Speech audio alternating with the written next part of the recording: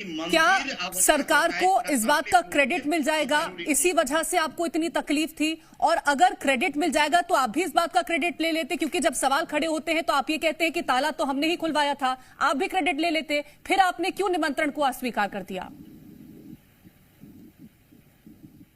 देखिए, निश्चित ही जो भी शिक्षित, समझदार और थोड़ी सी भी जानकारी रखता होगा, जो भारत के संविधान पर भरोसा रखता होगा, वो हर एक शिक्षित भारतीय इस बात को जानता है कि माननीय न्यायालय, उच्च न्यायालय के आदेश के बाद में जिस दिन से राम मंदिर का निर्माण की बात शुरू हुई थी, प्रत्येक भारतीय, प्रत्येक हिंदू, चाहे वो विश्व के किसी भी कोने में बैठा हो, उस राम मंदिर के लिए यथासंभव अपना योगदान वहां पे उसने दिया था। इस तरीके से करोड़ों हिंदुओं ने पूरे विश्व भर में, वो किसी भी कोने में हो, राम मंदिर के लिए अपना यथासंभव उन्हें योगदान दिया। परंतु आज जिस तरीके से इस पूरे उत्सव को दूषित करने का काम भाजपा के कार्यकर्ता और भाजपा के नेता कर रहे हैं, उनको किस बात का अहंकार है? वो किस बात का क्रेडिट चाहते हैं? वो इस बात का क्रेडिट चाहते हैं कि हम राम को लाए। अरे अज्ञानियों, राम हम सबको लाए हैं, ना कि आप राम को लाए हैं। जब हमारे धर्म गुरु शंकराचार्य जी ने कहा, तो मैं इस डिबेट में एक बात कह रहा था, देख रहा था, जो यहाँ पे सिर्फ भगवा पहने हुए हैं, रुद्राक्ष की माला को फैशन की तरह धारण किए हुए हैं, जिनको चौपाई भी पढ़कर सुनानी पड़ रही है, ऐसे लोग जब हमारे धर्म गुरु, हमारे शंकराचार्य को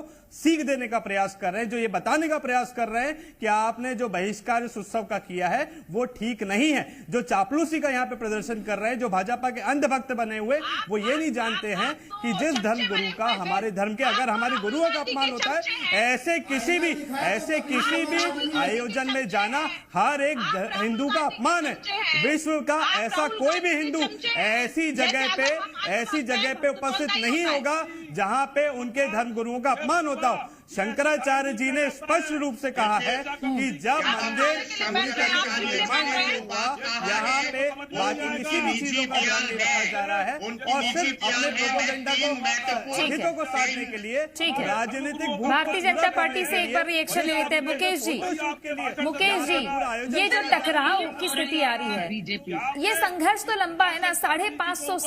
550 साल का संघर्ष जो लगातार बातें निकल कर आ रही है, तो क्या कोर्ट का फैसला, फिर धीरे धीरे प्रक्रिया आगे बढ़ी, इतनी हड़बड़ी क्या थी, ये बात समझ में नहीं आ रही है। 500 साल के इंतजार और लाखों लोगों के शहादत के बाद यदि राम मंदिर बनता है और प्राण प्रतिष्ठा का कार्यक्रम होता है, तो खाली हिंदू इतना कमजोर नहीं है कि इन जैसे पाखंडियों से जाके कारण ये उसका विरोध करना, और हम जान रहे हैं इसका विरोध का कारण क्या है। असली कारण ये है कि ये वर्ग विशेष से डरते हैं कि हमारा वोट बैंक तुम लोगों को, ये वास्तविकता है,